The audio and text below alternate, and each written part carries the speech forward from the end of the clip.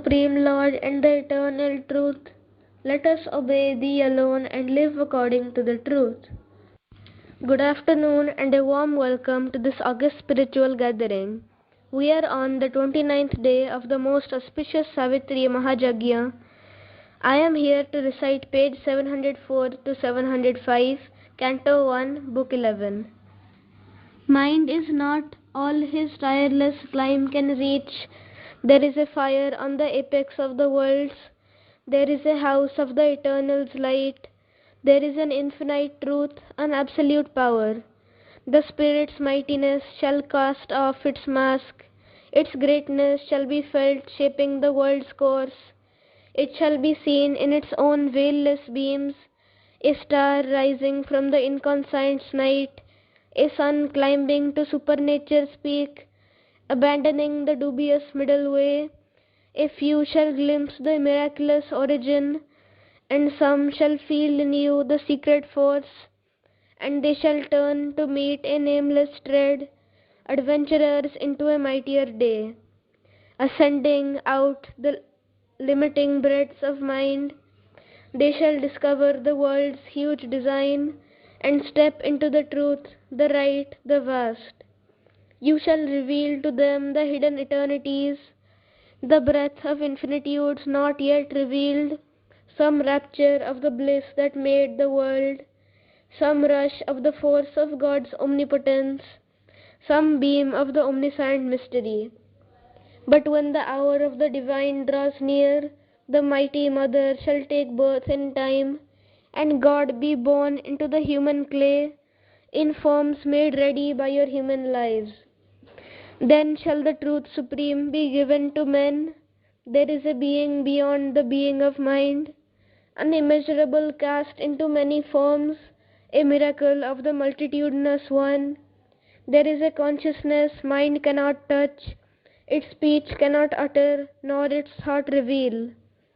It has no home on earth, no center in man, yet is the source of all things thought and done, the fount of the creation and its works. It is the origin of all truth here, the sun orb of mind's fragmentary rays. Infinity's heaven that spills the rain of God, the immense that calls to man to expand the spirit, the wide aim that justifies his narrow attempts, a channel for the little he tastes of bliss. Some shall be made the glory's receptacles and vehicles of the eternal's luminous power. Ma. Pranam to all members present in this auspicious gathering. Pranam to beloved Urmila Appa. Now I am going to speak something on Sri Aurobindo's birth centenary, the topic assigned to me. As we know, Mother has said Sri Aurobindo's birth is an eternal birth, which means he is not limited to a particular span of time, neither his actions relevant to a particular class of people living in a particular age or in a particular geographical area. His words and actions are significant universally, but for those sections of humanity who have a broader vision of life. As I said, Sri Aurobindo's birth is an eternal birth and he lives in eternity. Still, we being human beings, feel ourselves delighted to value his life in time and celebrate his birthdays, centenary and sesquicentenary, etc. Sri Aurobindo was born on 15th August 1872 and hence his centenary was observed on 15th August 1972. Mother was in her physical body at that time and hence Sri Aurobindo's centenary was observed throughout the country and the world with her plan and guidance. It is only in that year we got all his literary works as centenary publications in 30 volumes.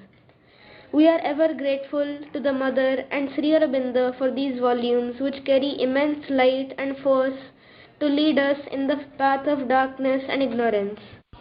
Future humanity, which will be a divine community as Sri Aurobindo has envisaged, will still be more grateful for these volumes because that humanity will have more plasticity, adaptability, lightness and luminosity to digest invaluable content stored in these books. Let me share with you the message Mother had given for broadcast by All India Radio, Pondicherry on 15th August 1971. On quote, today is the first day of Sri Aurobindo's centenary year. Though he has left his body, he is still with us, alive and active. Sri Aurobindo belongs to the future. He is the messenger of the future. He still shows us the way to follow in order to hasten the realization of a glorious future fashioned by the divine will. All those who want to collaborate for the progress of humanity and for India's luminous destiny must unite in a clairvoyant aspiration and in an illumined work. CWM Volume 13. Again, Mother had a message on 1st January 1972. In this year of Sri Aurobindo's centenary, let us try to be worthy of him by following his teaching faithfully in order to prepare the coming of the Superman. On 5th December 1972, Mother's message was, the best homage that we can pay to Sri Aurobindo is to aspire for the supramental transformation. We are now observing Sri Aurobindo's sesquicentenary since 2022, and this Savitri Mahajagya is a part of that celebration. Starting from the centenary till this sesquicentenary, Sri Aurobindo and the Mother have been pouring on us their blessings, enabling us to read their literature both extensively and intensively. It's amazing that Sri Aurobindo's epic poem Savitri is read by more and more people, not only inside the country but abroad also. Lots of interpretations, translations have come up in different languages. Number of symposiums and seminars are also being held. Let us offer our soul's gratitude to the Mother and Sri Aurobindo, who are one consciousness in two bodies, and pray for their blessings on us and the whole of humanity. Thank you all. Bande Mataram. Victory to the Divine Mother. Now we will enter to our main part of the program. Today's topic from Mantramayi Mahakavya Savitri, Ati Manaso Yoga in Savitri. Savitri re Ati Manaso Yoga. Today's speaker is most revered Urmila Appa. I invite Appa to start her discussion. Urmila Appa.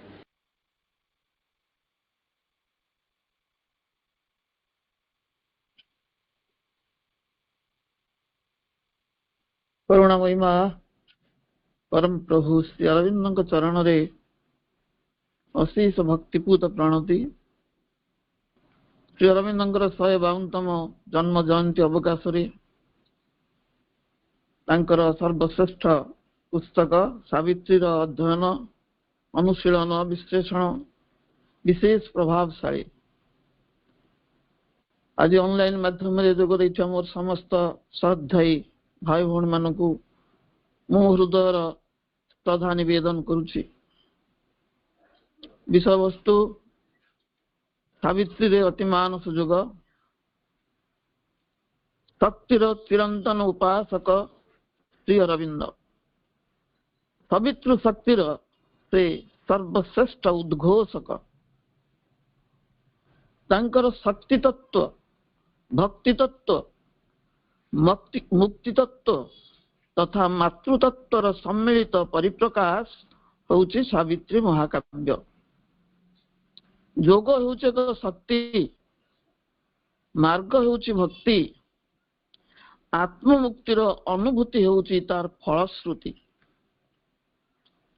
सृष्टि तत्व आरंभ करी नागलोक रु देवलोक जाए जेते रहस्यमय तत्व रहिछि से सबुर समावेश घटिछि महाकाव्य सावित्री प्रत्येक पंक्ति रे।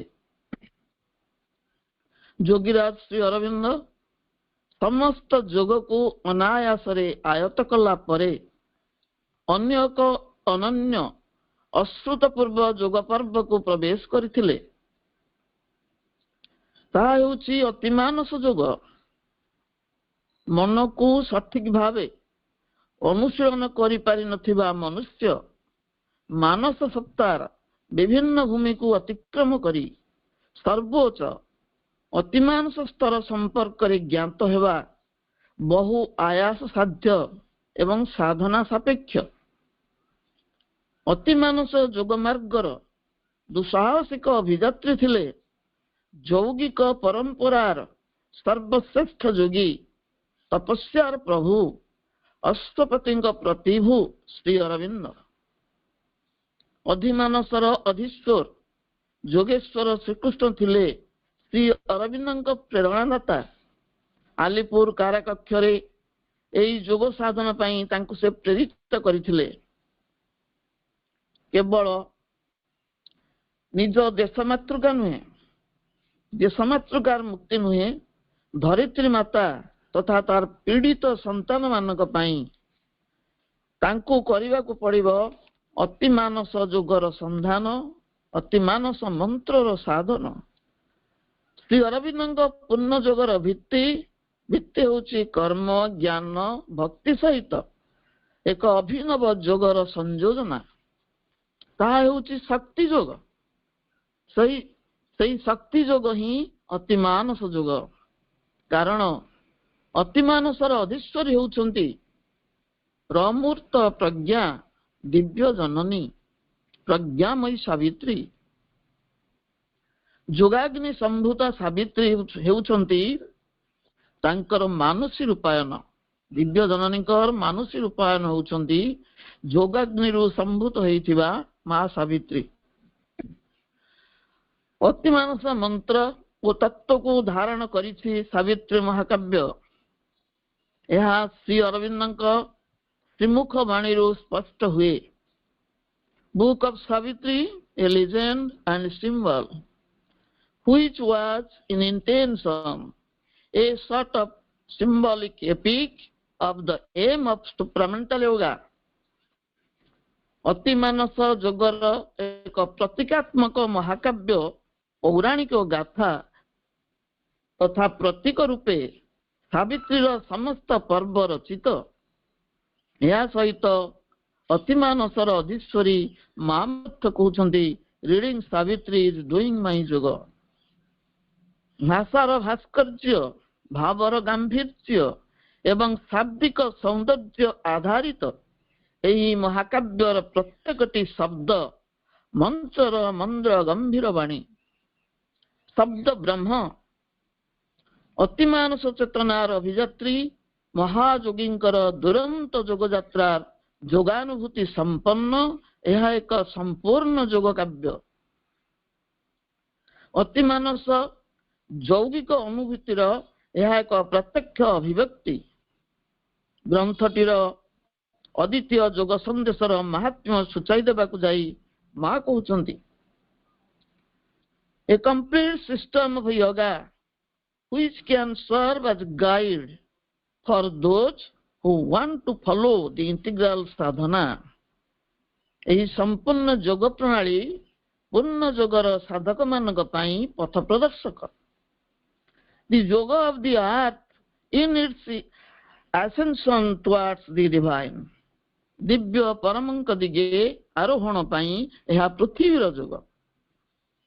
Savitri is a revelation, it is a meditation, it is a quest of infinite, the eternal.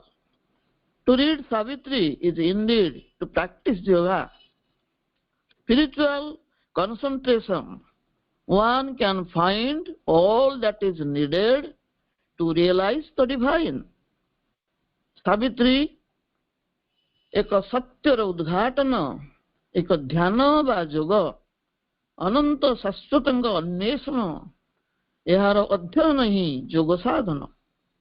ଆଧ୍ୟାତ୍ମିକ ଏକାଗ୍ରତା, ଭାଗବତ ଉପଲବ୍ଧି ପାଇଁ ଯାହା ଆବଶ୍ୟକ ଜଣେ ତାହା ସେଥିରୁ ପ୍ରାପ୍ତ କରିଥାଏ।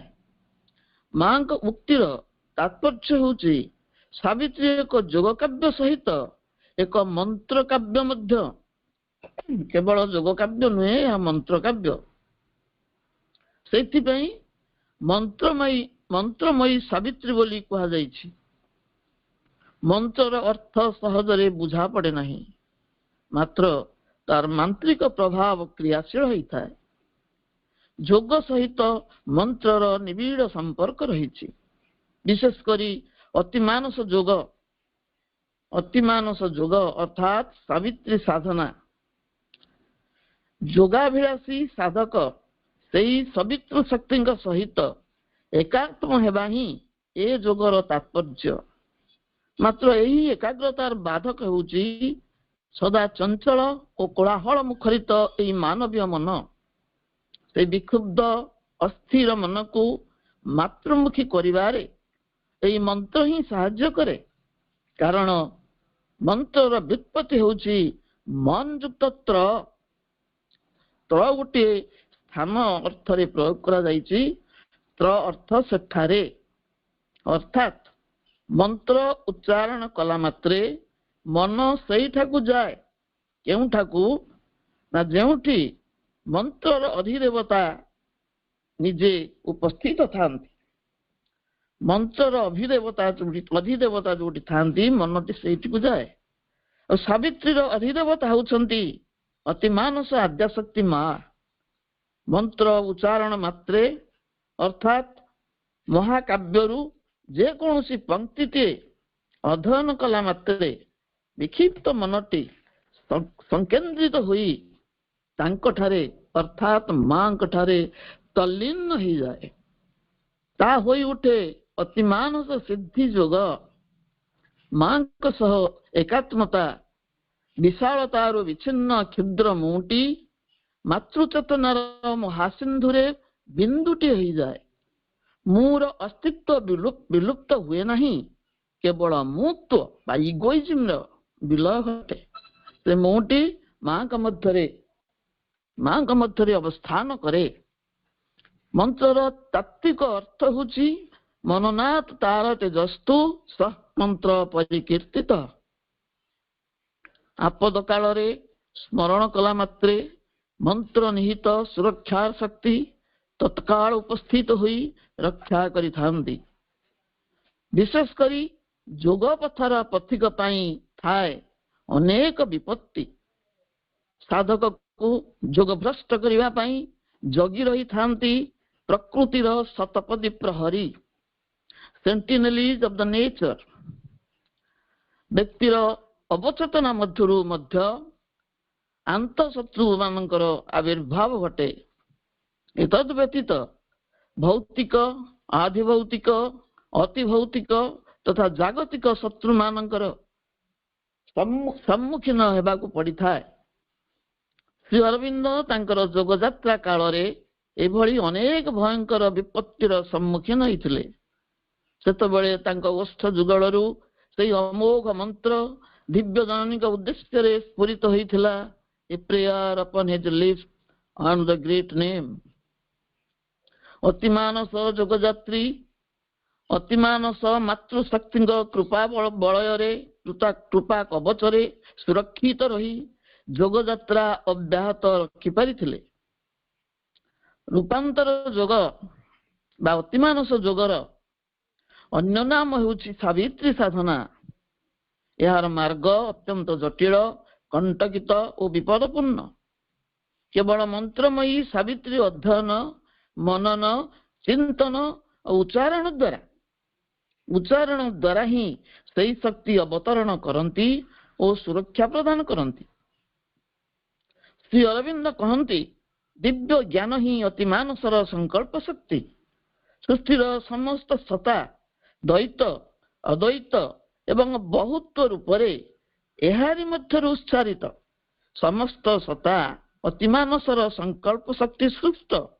सेमाने एकक सत्ता ही पारंती, द्वैत सत्ता ही पारंती, अद्वैत ही पारंती एवं बहुत्व रूपरे मध्य सेमाने उच्चारित होइछंती। मात्र एमानक मध्यरे कौनसी विवाद नहीं। एकत्व होउची एहार स्वाभाविक धर्म। यूनिटी इन डाइवर्सिटी, अनैक्य रे ऐक्य। यह मध्यरे ज्ञान लोक एवं शक्ति समन्वित एकत्र अछंती। ज्ञान और शक्ति अतिमानस केवल ऊर्ध्वस्थ शक्ति नुहंती। यही महाशक्ति ज्योतिर्मय आंत शक्ति रूपे अंतर्गुढ़ केवल ऊर्ध्वरे नाहंती। प्रत्येक सतार अंतर्शक्ति रूपरे ଅନ୍ତର୍ଗୁଢ଼ ହୋଇ ଅଛନ୍ତି। ଏହା ସର୍ବୋତ୍ତମଙ୍କ ଠାରୁ ନିବର୍ତ୍ତନ ଓ ଜଡ଼ରୁ ବିବର୍ତ୍ତନ ପର୍ବର ସେତୁ ସ୍ୱରୂପ। ଏହାର ସ୍ପର୍ଶ ବ୍ୟତୀତ ଜଡ଼ର ଦିବ୍ୟ ରୂପାନ୍ତର ସମ୍ଭବ ନୁହେଁ। ଏହାର ସ୍ପର୍ଶ ହିଁ ଜଡ଼ର ଜଠର ଭେଦ କରି ଅଙ୍କୁରୋଦ୍ଗମ କରାଏ, ବିବର୍ତ୍ତନକୁ ଅଗ୍ରଗାମୀ କରାଏ। ଅତିମାନସ ଯୋଗ କାବ୍ୟ ରୂପେ ସମଗ୍ର ଗ୍ରନ୍ଥଟି ଊର୍ଜାଦୀପ୍ତ ସାମଗ୍ରିକ ରୂପାନ୍ତରର ସନ୍ଦେଶ। ସକଳ ଶକ୍ତିର ଆଧାର ସବିତାଙ୍କ ଆତ୍ମଜା ରୂପେ ସବିତୃ ଶକ୍ତି ହିଁ ଅତିମାନସ ଜ୍ୟୋତି, ଯାହାଙ୍କୁ ଋଷି କବି ପରା ଓ ଅପରା ଜଗତ ମଧ୍ୟରେ ସଂଯୋଗ ସେତୁ ରୂପେ ସାବିତ୍ରୀରେ ଉପସ୍ଥାପନ କରିଛନ୍ତି। Thou hast come down into a struggling world to aid a blind and suffering mortal race, to open light the eyes that could not see, to bring down bliss into the heart of grief, to make thy life a bridge twixt earth and heaven. ସଂଗ୍ରାମରତ ଜଗତ ପରେ ଆସିଛ ତୁମେ ନଇଁ, ଅନ୍ଧ ଆଉ ଯନ୍ତ୍ରଣା କ୍ଳିଷ୍ଟ ମୃତ୍ୟୁମୁଖୀ ଜାତିର ରକ୍ଷା ପାଇଁ। କରିବାକୁ ଉନ୍ମୋଚିତ ସେ ଆଲୋକ, ଆଖି ଯାହା ଦେଖିପାରେ ନାହିଁ। ଅବତରି ଆଣିବାକୁ ମହୋଲ୍ଲାସ ପୀଡ଼ିତ ପ୍ରାଣ ପାଇଁ। ସରଗ ସାଥେ ମରତ ଯୋଡ଼ି ସେତୁ ଏକ ଦେବାକୁ ଗଢ଼ି ଜୀବନ ତୁମ୍ଭ ନେଇ। ପୁନଶ୍ଚ a lamp was lit, a sacred image made, a meditating ray had tossed the earth, bridging the gulf between man's mind and God. Its brightness linked our transience to the unknown. A lamp was lit, a sacred image made, a meditating ray had tossed the earth, bridging the gulf between man's mind and God's. Its brightness linked our transience to the unknown. ଦୀପ୍ତ ହେଲା ଦୀପଟିଏ ହେଲା ବିରଚିତ ପବିତ୍ର ପ୍ରତିମା ଏକ। ସ୍ପର୍ଶ କଲା ଧରା ସଂଯୋଗକାରିଣୀ ଏକ ରଶ୍ମି ରେଖା ଆସି, ସେତୁ ସମ ନରମନ ପୁଣି ଦିବ୍ୟ ମନ ବ୍ୟବଧାନ ପରେ ଜ୍ୟୋତି ଦେଲା ତାର ଯୋଡ଼ି। ମନ୍ତ୍ରମୟୀ ମହାକାବ୍ୟର ପ୍ରତ୍ୟେକ ପଂକ୍ତିରେ, ପ୍ରତ୍ୟେକ ଶବ୍ଦରେ ସଂଗୁପ୍ତ ଅତିମାନସ ଯୋଗର ରହସ୍ୟମୟ ସନ୍ଦେଶ। ସୀମିତ ସମୟ ମଧ୍ୟରେ ତହୁଁ ସୀମିତ ଜ୍ଞାନ ନେଇ ସେଥିରୁ ଯତ୍ସାମାନ୍ୟ ଆଭାସ ଦେବାର ପ୍ରୟାସ କେବଳ କରିଛି। ଅଶ୍ୱପତିଙ୍କ ପ୍ରତିଭୂ ରୂପେ ଶ୍ରୀ ଅରବିନ୍ଦଙ୍କର ଯୋଗଯାତ୍ରାର ଉଦ୍ଦେଶ୍ୟ ହେଉଛି ଧରାପୃଷ୍ଠକୁ ଅତିମାନସ ଶକ୍ତିଙ୍କର ଅବତରଣ। ଅଶ୍ୱପତିଙ୍କ ସୁଦୀର୍ଘ 18 ବର୍ଷର ଯୋଗ କେବଳ ସେହି ମହାଶକ୍ତିଙ୍କର ସାକ୍ଷାତ, ସ୍ୱାଗତ ଏବଂ ପୃଥିବୀ ପୃଷ୍ଠକୁ ଆଗମନର ଆମନ୍ତ୍ରଣ ପାଇଁ। ପ୍ରତିଶ୍ରୁତି ପ୍ରାପ୍ତ ହୋଇ ପ୍ରତ୍ୟାବର୍ତ୍ତନ କରିଛନ୍ତି ତପସ୍ୟାର ପ୍ରଭୁ ପରମ ତପସ୍ୱୀ। ଯଥା ସମୟରେ ମହାଶକ୍ତିଙ୍କର ଧରାବତରଣ ଘଟିଛି। କାବ୍ୟର ବର୍ଣ୍ଣନା ଅନୁସାରେ ଅଶ୍ୱପତିଙ୍କ ଆତ୍ମଜା ରୂପରେ ଯଜ୍ଞାଗ୍ନି ସମ୍ଭୂତା ସବିତୃ ଶକ୍ତିଙ୍କର ଆବିର୍ଭାବ ସାବିତ୍ରୀ ସ୍ୱରୂପରେ ସମ୍ଭବ ହୋଇଛି। ଯୋଗାବିଷ୍ଟ ଅବସ୍ଥାରେ ଶ୍ରୀ ଅରବିନ୍ଦ ଅତିମାନସ ଜଗତରେ ଉପନୀତ ହେବା ପୂର୍ବରୁ ଚେତନାର ବହୁ ସ୍ତର, ବହୁ ଭୂମି ଓ ମନରାଜ୍ୟକୁ ଯାତ୍ରା କରିଛନ୍ତି। ମାନସ ରାଜ୍ୟର ବହୁ ସ୍ତର ରହିଛି। ଯେହେତୁ ଅତିମାନସ ପ୍ରସଙ୍ଗ ଅଛି, ଏଥିରେ ମାନସ ପ୍ରସଙ୍ଗଟି ଆସୁଛି, କାରଣ ମାନସ ରାଜ୍ୟ ସବୁ ଅତିକ୍ରମ କରି ପ୍ରଭୁ ଅତିମାନସ ସ୍ତର ପର୍ଯ୍ୟନ୍ତ ଉତ୍ତୀର୍ଣ୍ଣ ହୋଇଛନ୍ତି। ତେଣୁ ମହାଯୋଗୀ ଯେତେବେଳେ ବୃହତ୍ତର ମାନସ ରାଜ୍ୟକୁ ପ୍ରବେଶ କରିଛନ୍ତି, ତାଙ୍କର ବିଶାଳ ଅନୁଭୂତିର କିଛି ଆଂଶିକ ଉପସ୍ଥାପନ ଏଠି ରହିଛି। Immutable in rhythmic calm and joy, He saw sovereignly in limitless light the unfallen flames, the thought created worlds where knowledge is the leader of the act. ସନ୍ଧାୟିତ Prashanti ଓ ଆନନ୍ଦ ମଧ୍ୟରେ ଅପରିବର୍ତ୍ତନୀୟ ସ୍ଥିତିରେ ଅବଲୋକନ କଲେ ସେ ସୀମାହୀନ ଆଲୋକ ମଧ୍ୟରେ ସାର୍ବଭୌମ ଭାବେ ବିମୁକ୍ତ ଅଚ୍ୟୁତ ଲୋକ ସକଳରେ ଭାବନା ସୃଷ୍ଟ ଜଗତ ସକଳ ଯେଉଁଠି ଚିନ୍ତନଶୀଳ ଉପାଦାନରେ ଜ୍ଞାନ ଓ କର୍ମର ନେତା ତଥା ଜଡ଼ ହୋଇଛି ନିର୍ମିତ। ଦେଖୁଛନ୍ତି ମନ କୋଉଠି ନିର୍ମିତ ହେଇଛି ଏବଂ ଜଡ଼ କୋଉଠି ଗଠିତ ହେଇଛି, ଏ ସମସ୍ତକୁ ସେ ସନ୍ଦର୍ଶନ କରିଛନ୍ତି। A gold supernal sun of timeless truth poured down the mystery of the eternal ray through silence quivering with word of light on an endless ocean of discovery. କାଳାତୀତ ସତ୍ୟର ଏକ ସ୍ୱର୍ଣ୍ଣାଭ ସ୍ୱର୍ଗୀୟ ଅତିମାନସ ସୌରଦୀପ୍ତ ଆଲୋକର ଶବ୍ଦରେ କାଳାତୀତ ସତ୍ୟର ଏକ ସ୍ୱର୍ଣ୍ଣାଭ ସ୍ୱର୍ଗୀୟ ଅତିମାନସ ସୌରଦୀପ୍ତ ଆଲୋକର ଶବ୍ଦରେ ଶିହରିତ ଏକ ନୀରବତା ଭିତର ଦେଇ ଆବିଷ୍କାରର ସୀମାହୀନ ମହାସିନ୍ଧୁ ଉପରେ ଢାଳି ଦେଉଥିଲା ଶାଶ୍ୱତ ରଶ୍ମିର ରହସ୍ୟ। ଇଏ ଥିଲା ଶ୍ରୀ ଅରବିନ୍ଦଙ୍କର ଯୋଗଯାତ୍ରା। ସଂକ୍ଷେପରେ ଉତ୍ଥାପନ ହେଇଛି କାରଣ ଏହି ପ୍ରସଙ୍ଗ ପୂର୍ବରୁ ଆଲୋଚିତ ହେଇଛି। ସେହିଭଳି ସାବିତ୍ରୀଙ୍କର 1 ବର୍ଷର ସୁକଠିନ ସାଧନା ମଧ୍ୟରେ ସେ ଶୁଣିଛନ୍ତି ଅନ୍ତରାତ୍ମାର ବାଣୀ। Through life and mind and supernature's vast, to the supernal light of timelessness and my eternity hid in moving time. Through life and mind and supernature's vast, to the supernal light of timelessness and my eternity hid in moving time. ଜୀବନ ମନ ଏବଂ ବିଶାଳ ଦିବ୍ୟ ପ୍ରକୃତି ମଧ୍ୟ ଦେଇ କାଳହୀନତାର ଅତିମାନସ ଆଲୋକ ଦିଗରେ ଗତିଶୀଳ ସମୟ ସ୍ରୋତରେ ଲୁକ୍କାୟିତ ମୋର ଶାଶ୍ୱତୀ ମହିମା and the beauty and the joy from which it fell to the closeness and sweetness of all things divine, to light without bounds and life illimitable,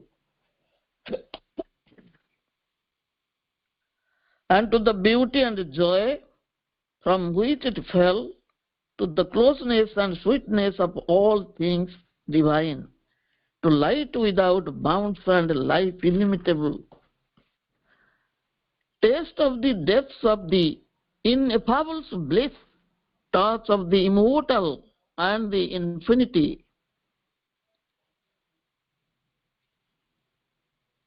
ଏବଂ ଯାତ୍ରା ତାଙ୍କର ସେହି ସୌନ୍ଦର୍ଯ୍ୟ ଏବଂ ଆନନ୍ଦ ଦିଗରେ ଯେଉଁଠାରେ ଏହା ହେଲା ନିପତିତ ସେହି ନୈକଟ୍ୟ ଏବଂ ମାଧୁର୍ଯ୍ୟ ଅଭିମୁଖେ ଯାହାର ସବୁକିଛି ଦିବ୍ୟ ସୀମାହୀନ ସେହି ଆଲୋକ ଉଦ୍ଦେଶ୍ୟ ଏବଂ ଏକ ଅସୀମ ଜୀବନ ଦିଗରେ ଅବର୍ଣ୍ଣନୀୟ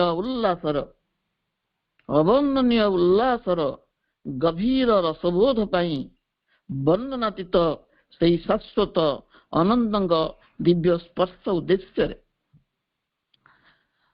ଏଇ ଯୋଉ ଯାତ୍ରା ତାଙ୍କର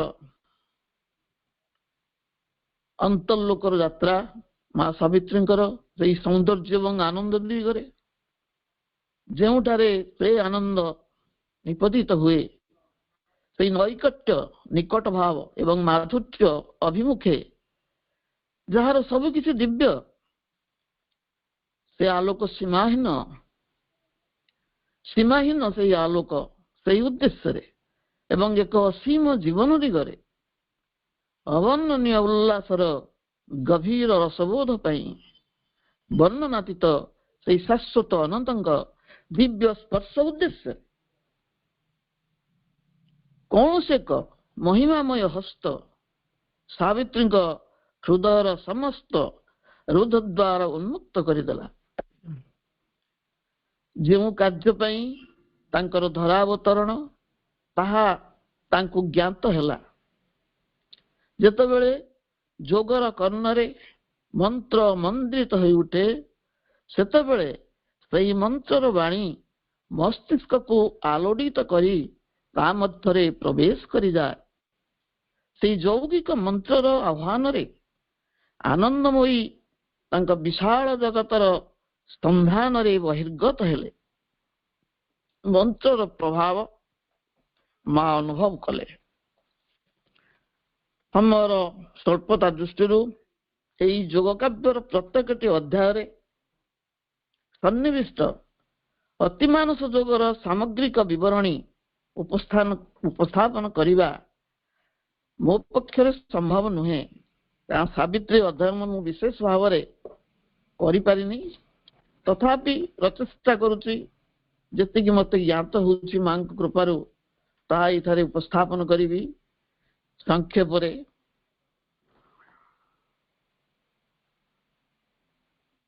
ପ୍ରାୟ 1 ମାସ ଅବଧି ମଧ୍ୟରେ ବହୁ ବିଜ୍ଞ ପ୍ରାଜ୍ଞ ଆଲୋଚକମାନଙ୍କ ଦ୍ୱାରା ଅନେକ ପଙ୍କ୍ତି ପ୍ରସଙ୍ଗ ଭିତ୍ତିକ ଭାବରେ ଉପସ୍ଥାପିତ ହୋଇସାରିଛି।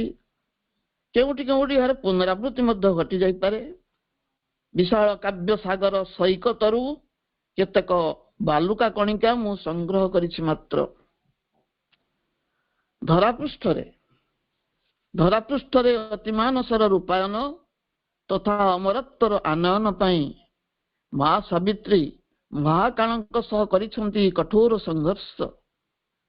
ଏକାକୀ ତାଙ୍କର ଏହି ଏକକ ସଂଗ୍ରାମକୁ ଉପଲକ୍ଷ୍ୟ କରି ଶ୍ରୀ ଅରବିନ୍ଦ ଆଖ୍ୟା ଦେଇଛନ୍ତି ପ୍ରକୃତିର ଆତ୍ମବଳୀ। ନିଶେଷରେ ଦିବ୍ୟ ଜନନୀଙ୍କର ହିଁ ଆତ୍ମୋତ୍ସର୍ଗ। ସେହି ସଂଘର୍ଷର ପ୍ରସଙ୍ଗ ଦୀର୍ଘ। ଏକାକୀ ସେ ଯୁଦ୍ଧରତ, ନାହାନ୍ତି ପାର୍ଶ୍ୱରେ ଅସ୍ତ୍ରଧାରୀ କୌଣସି ଦେବତା, କୌଣସି ନର କିନ୍ନର। କେହି ତାଙ୍କ ପାଖରେ ସେ ଯୁଦ୍ଧରେ ଉପନୀତ ହୋଇନାହାନ୍ତି, ପାର୍ଶ୍ୱରେ ଦଣ୍ଡାୟମାନ ହୋଇନାହାନ୍ତି। ଏକାକୀ ସଂଘର୍ଷ କରିଛନ୍ତି ମା। ଆମର ଭୟଭୀତ ହବାର କୌଣସି କାରଣ ନାହିଁ। ଶ୍ରୀ ଅରବିନ୍ଦ ଆମକୁ କହୁଛନ୍ତି କାହିଁକି ଭୟଭୀତ ହବା ନାହିଁ। ପ୍ରଭୁ କହୁଛନ୍ତି ତ୍ରାଣକର୍ତ୍ରୀ ସେହି ଏକା ମୌନ ତପଶକ୍ତି ଅବତୀର୍ଣ୍ଣ ପୃଥ୍ୱୀ ପରେ ଏହି ବ୍ରତ ନେଇ। ତାଙ୍କ ମଧ୍ୟରେ ଐଶୀ ଇଚ୍ଛା ହୋଇ ସଚେତନ ମାନବର ତନୁସେତ କରିଛି ଧାରଣ। ଆପଣାର ରକ୍ଷା ସାରା ଜଗତର। ଏକମାତ୍ର ତାଙ୍କ କାର୍ଯ୍ୟ କେବଳ ତାଙ୍କର। ସାରା ଜଗତକୁ ରକ୍ଷା କରିବାର ସଂକଳ୍ପ ନେଇ ମହାକାଳ ସହିତ ସଂଗ୍ରାମରତ ଅଛନ୍ତି ମହାଶକ୍ତି। ସେହି ସଂଘର୍ଷର ପ୍ରସଙ୍ଗ ବହୁ ଦୀର୍ଘ। ଏହି ମହାଯୁଦ୍ଧରେ ମୃତ୍ୟୁଦେବ ପରାଜୟ ସ୍ୱୀକାର କରିଛନ୍ତି। ତାଙ୍କର ରୂପାନ୍ତର ଘଟିଛି। ଆଉ ରୂପାନ୍ତରିତ ମୃତ୍ୟୁଦେବ କିଏ? ରୂପାନ୍ତରିତ ମୃତ୍ୟୁଦେବ ହେଉଛନ୍ତି ଭଗବାନଙ୍କର ଭିନ୍ନ ରୂପ।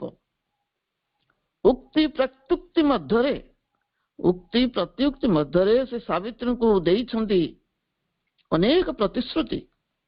ସେଥିମଧ୍ୟରୁ ସାମାନ୍ୟ କିଛି ଏଠାରେ ଉପସ୍ଥାପନ ହେଉଛି। Book 2 page 707। The supermind shall claim the world for light and thrill with love of God, the enamored heart, and place light's crown on nature's lifted head, and found light's rain on her unshaking base. The supermind shall claim the world for light and thrill with love of God, the enamored heart, and place light's crown on nature's lifted head, and found light's rain on her unshaking base. ଅତି ମାନସ ଦାବି କରିବ ଏକ ଜଗତ ଆଲୋକ ନିମିତ୍ତ। ଅତି ମାନସ ଦାବି କରିବ ଏକ ଜଗତ ଆଲୋକ ନିମିତ୍ତ। ମନ୍ତ୍ରମୁଗ୍ଧ ହୃଦୟକୁ ଭାଗବତ ପ୍ରେମରେ କରିବ ସ୍ପନ୍ଦିତ। ଅପରା ପ୍ରକୃତିର ଉତ୍ତୋଳିତ ମସ୍ତକକୁ ଦିବ୍ୟ ଜ୍ୟୋତିର ମୁକୁଟରେ ମଣ୍ଡିତ କରିବ ତାର ଅବିକମ୍ପିତ ଭିତ୍ତି ଉପରେ। ଅତିମାନସ ଦାବି କରିବ ଏକ ଜଗତ ଆଲୋକ ନିମିତ୍ତ। ଅଜ୍ଞାନ ତିମିରାଚ୍ଛନ୍ନ এই জগତ ପାଇଁ ଅତିମାନସ ଦାବି କରେ ଆଲୋକ ପ୍ରବାହ। ମନ୍ତ୍ରମୁଗ୍ଧ ହୃଦୟକୁ ଭାଗବତ ପ୍ରେମରେ ସ୍ପନ୍ଦିତ କରିବ ସେ। ଅପରା ପ୍ରକୃତିର ଉତ୍ତୋଳିତ ମସ୍ତକକୁ ଦିବ୍ୟ ଜ୍ୟୋତିର ମୁକୁଟରେ ମଣ୍ଡିତ କରିବ ତାର ଅବିକମ୍ପିତ ଭିତ୍ତି ଉପରେ। ଅନ୍ୟ ଏକ ପଂକ୍ତିର ଏକ ସଂକ୍ଷିପ୍ତ ଉଦ୍ଧୃତି, ପେଜ ହେଉଛି 707, book 2। The spirit's eye shall look through nature's eyes। ଏ ଲାଇନରୁ ଲମ୍ବା ପଂକ୍ତି, ମୁଁ ତାକୁ ସବୁ ଉଲ୍ଲେଖ କରିନାହିଁ, ଶେଷ ଧାଡ଼ିଟି ଲେଖିଛି ଫାଷ୍ଟ ଆଉ last. The spirit's eye shall look through nature's eyes। এই ଲାଇନରୁ ଶେଷ ଲାଇନଟି ହେଉଛି creation's process change its antique front। creation's process change its antique front। Opera ପ୍ରକୃତିର ଦୃଷ୍ଟି ମଧ୍ୟ ଦେଇ ଆତ୍ମା ହିଁ ଦର୍ଶନ କରିବେ। ଅପରା ପ୍ରକୃତିର ଯୋଉ ଅନ୍ଧ ଦୃଷ୍ଟି, ସେ କିଛି ଦେଖିପାରୁନାହିଁ, କିନ୍ତୁ ସେଇ ଦୃଷ୍ଟି ମଧ୍ୟ ଦେଇ ଆତ୍ମା ହିଁ ଦର୍ଶନ କରିବେ। ଅର୍ଥାତ୍ ପ୍ରକୃତିର ଦୃଷ୍ଟି ହେବ ଚିନ୍ମୟ ଶକ୍ତି ଯୁକ୍ତ। ଆତ୍ମାର ସ୍ପର୍ଶରେ ପ୍ରକୃତିର ଅନ୍ଧ ଦୃଷ୍ଟି ଚିନ୍ମୟ ଶକ୍ତିଯୁକ୍ତ ହେବ। ଏ ଜଗତ ହେବ ଭଗବାନଙ୍କ ଦୃଶ୍ୟମାନ ଉଦ୍ୟାନ ବାଟିକା। ମନୁଷ୍ୟ ତାର ନଶ୍ୱରତା ପ୍ରତି ସମ୍ମତି ପ୍ରଦାନ କରିବାକୁ ଭୁଲିଯିବ। ମନୁଷ୍ୟ ଭୁଲିଯିବ ଯେ ସେ ନଶ୍ୱର, ମୃତ୍ୟୁଶୀଳ ବୋଲି ସେ ଭୁଲିଯିବ। ମୃତ୍ୟୁକୁ ସେ ସ୍ୱୀକାର କରିବ ନାହିଁ, ଅସ୍ୱୀକାର କରିବ, ମୃତ୍ୟୁକୁ ସମ୍ମତି ଦେବ ନାହିଁ। ସୃଷ୍ଟିର ପ୍ରାଚୀନ ପ୍ରକ୍ରିୟା ବଦଳିଯିବ। ଯେଉଁ ଧାରାରେ ସୃଷ୍ଟି ପୌନଃପୁନିକ ଭାବରେ ଗତି କରୁଛି, ଯୁଗଚକ୍ର ଆବର୍ତ୍ତିତ ହେଉଛି, ବ୍ୟାଧି ବାର୍ଦ୍ଧକ୍ୟ ମୃତ୍ୟୁ ଦେଇ ବ୍ୟକ୍ତି ଯାତ୍ରା କରୁଛି, ଜନ୍ମ ହେଉଛି ପୁଣି ମୃତ୍ୟୁବରଣ କରୁଛି। ପୌନଃପୁନିକ ଚିରାଚରିତ ଜୀବନ, ଯାବତ ଜନମମ୍ ତାବତ ମରଣମ୍ ପୁନରପି ଜନନୀ ଜଠରେ ଶୟନମ୍। ଏହି ପ୍ରାଚୀନ ପ୍ରକ୍ରିୟା ବଦଳିଯିବ। ଅତିମାନସର ଶକ୍ତି ବଳରେ ଏହା କେବଳ ସମ୍ଭବ ହେବ। 708 ପେଜରେ କୁହାଯାଇଛି, even there shall come as a high crown of all the end of death, the death of ignorance। even there shall come as a high crown of all the end of death, the death of ignorance। ପାର୍ଥିବ ବାତାବରଣରେ ଅତିମାନସ ଶକ୍ତି ପ୍ରତିଷ୍ଠିତ ହେବା ପରେ ସର୍ବଜୟୀ ମହାକାଳର ଅନ୍ତ ଘଟିବ। ବିଶ୍ୱ ଅଜ୍ଞାନତାର ମଧ୍ୟ ପରିସମାପ୍ତି ଘଟିବ। ବିଶ୍ୱରୁ ଅଜ୍ଞାନତା ହଟିଯିବ। ପାର୍ଥିବ ବାତାବରଣରେ ଯେତେବେଳେ ଅତିମାନ ଶକ୍ତି ପ୍ରତିଷ୍ଠିତ ହେଇଯିବ, ସେତେବେଳେ ଯୋଉ ମହାକାଳ ସର୍ବଜୟୀ, ସେଇ ମହାକାଳଙ୍କର ଯେ କାଳାନ୍ତକ, ତାଙ୍କର ଅନ୍ତ ଘଟିବ। ଆଉ ବିଶ୍ୱରେ ଯୋଉ ଅଜ୍ଞାନତା ବ୍ୟାପୀ ରହିଛି, ତାର ମଧ୍ୟ ପରିସମାପ୍ତି ଘଟିବ।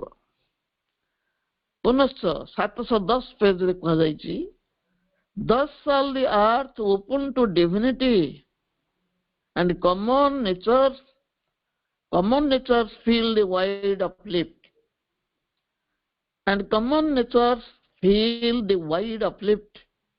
ଏଇଠାରୁ ଶେଷ ଧାର୍ଯ୍ୟ ହେଉଛି, the earthly life shall become life divine। ପଂକ୍ତିଟି ଲମ୍ବା ଥିବାରୁ ମୁଁ ଏଠି ତାକୁ କୋଟ୍ କରିପାରିନି, ଆରମ୍ଭ ଏବଂ ଶେଷ ପଦ ଦେଇଛି। thus shall the earth open to divinity and common natures feel the wide uplift। Last ଅଛି, the earthly life shall become life divine। ଏହିପରି ପୃଥିବୀ ଦିବ୍ୟ ପ୍ରଭାବ ପ୍ରତି ଉନ୍ମିଳିତ ହେବ। ସାଧାରଣ ପ୍ରାଣସତ୍ତା ବିଶାଳ ଉତ୍ତରଣ ଉପଲବ୍ଧି କରିବ। ପୃଥିବୀଟି ସେଇ ଦିବ୍ୟ ପ୍ରଭାବ ପ୍ରତି ନିଜକୁ ଉନ୍ମୁକ୍ତ କରିବ, ସେ ନିଜେ ଉନ୍ମିଳିତ ହେଇଯିବ। ଏବଂ ସାଧାରଣ ଯୋଉ ପ୍ରାଣସତ୍ତା, ସାମାନ୍ୟ କ୍ଷୁଦ୍ର ଶକ୍ତି ସମ୍ପନ୍ନ, ସେ ବିଶାଳ ଉତ୍ତରଣ ଉପଲବ୍ଧି କରିବ, ସେ ଊର୍ଦ୍ଧ୍ୱକୁ ଉଠିବ। ଏବଂ ଯୋଉ ସାଧାରଣ କର୍ମ, ମାନବୀୟ କର୍ମ, ତ୍ରୁଟି ବିଚ୍ୟୁତି ଯୁକ୍ତ ସେଇ ସାଧାରଣ କର୍ମ ଚିନ୍ମୟ ଜ୍ୟୋତିରେ ଉଦ୍ଭାସିତ ହୋଇ ଉଠିବ। ପ୍ରକୃତି ଗୁପ୍ତ ଭଗବାନଙ୍କୁ ବ୍ୟକ୍ତ କରିବ। ପ୍ରକୃତିର ଅନ୍ତରାଳରେ, ସୃଷ୍ଟି ଅନ୍ତରାଳରେ ଯେଉଁ ସ୍ରଷ୍ଟା ଗୁପ୍ତ ଭାବରେ ନିଜକୁ ରଖିଛନ୍ତି, ଏ ପ୍ରକୃତି ସେଇ ଗୁପ୍ତ ଭଗବାନଙ୍କୁ ବ୍ୟକ୍ତ କରିବ। ଚିନ୍ମୟ ପୁରୁଷ ମାନବୀୟ ଲୀଳାକୁ ବରଣ କରିବେ, ଗ୍ରହଣ କରିବେ। ଦିବ୍ୟ ଜୀବନରେ ରୂପାନ୍ତରିତ ହେବ ପାର୍ଥିବ ଜୀବନ। ଚିନ୍ମୟ ପୁରୁଷ ମାନବୀୟ ଲୀଳା ଗ୍ରହଣ କରିନେବେ, ଅର୍ଥାତ୍ ମନୁଷ୍ୟ ଭିତରେ ସେଇ ଚିନ୍ମୟ ପୁରୁଷ ଆତ୍ମପ୍ରକାଶ କରିବେ ଏବଂ ଆମର ଏଇ ପାର୍ଥିବ ଜୀବନ, ମୃତ୍ୟୁ ପ୍ରବଣ ମରଣଶୀଳ ଜୀବନ ଦିବ୍ୟ ଜୀବନରେ ରୂପାନ୍ତରିତ ହେବ। Also in Savitri, Sri Aurobindo has described the effect of mantra on one who hears and sees it. ସାବିତ୍ରୀରେ Shri Arvind ଗୋଟେ ମନ୍ତ୍ରର ଉଲ୍ଲେଖ କରିଛନ୍ତି। Also in Savitri, Sri Aurobindo has described the effect of mantra on one who hears and sees it. ଆହୁରି ମଧ୍ୟ ସାବିତ୍ରୀରେ ଶ୍ରୀ ଅରବିନ୍ଦ ମନ୍ତ୍ରର ପ୍ରଭାବ ସମ୍ପର୍କରେ ବର୍ଣ୍ଣନା କରି କହୁଛନ୍ତି, ଯେ ଏହାକୁ ଶୁଣେ ଏବଂ ଦେଖେ, ଖାଲି ଶୁଣିପାରେ ନା, ତାର ଚେତନା ଚକ୍ଷୁରେ ତାହାର ରୂପାୟିତ ହୁଏ, ସେଟାକୁ ଦେଖିପାରେ। The word repeats itself in rhythmic. The word repeats itself in rhythmic strength. The word repeats itself in rhythmic strength. Thought, vision, feeling, sense, the body itself are seized unutterably, and he endures an ecstasy and an immortal change. He feels a wideness and becomes a power. All knowledge rushes on him like a sea, transmuted by the white spiritual ray. He walks in naked heavens of joy and calm, sees the God face and hears transcendent speech. जो मंत्रटी कथा कहउछन्ति श्री अरविंद सावित्रीरे उल्लेख करिसन्ति, the word repeats itself in rhythmic sense.